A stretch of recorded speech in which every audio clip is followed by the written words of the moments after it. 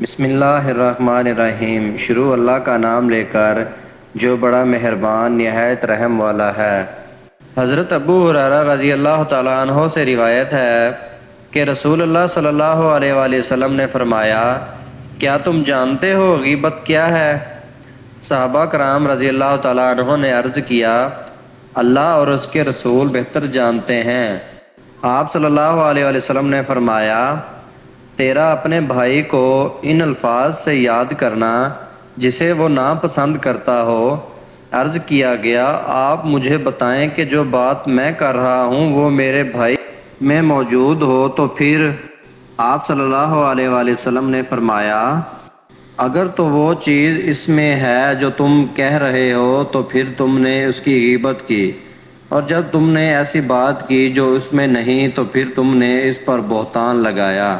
ایک دوسری روایت میں ہے، جب تم نے اپنے بھائی کے متعلق ایسی بات کی جو اس میں ہے تو تم نے اس کی غیبت کی، اور جب تم نے ایسی بات کی جو اس میں نہیں ہے تو پھر تم نے اس پر بہتان بازی کی۔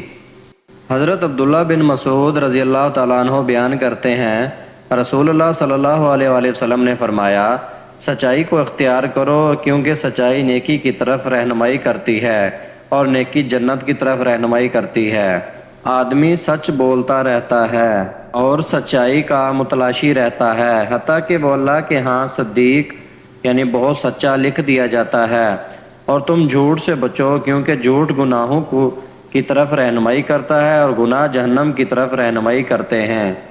آدمی جھوٹ بولتا رہتا ہے اور جھوٹ کا طلبگار رہتا ہے حتیٰ کہ وہ اللہ کے ہاں جھوٹا لکھ دیا جاتا ہے۔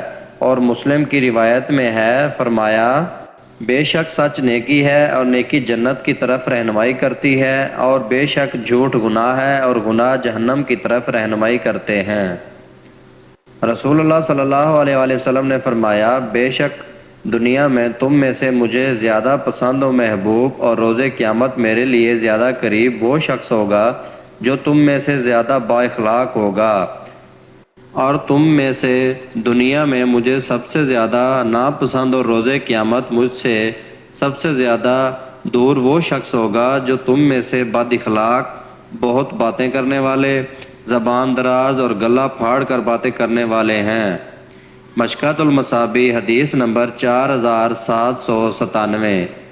محترم ناظرین کرام، یہ تھی ہماری آج کی حدیث۔ اللہ تعالی ہمیں حدیث مبارکہ پر عمل کرنے کی توفیق عطا فرمائے، آمین۔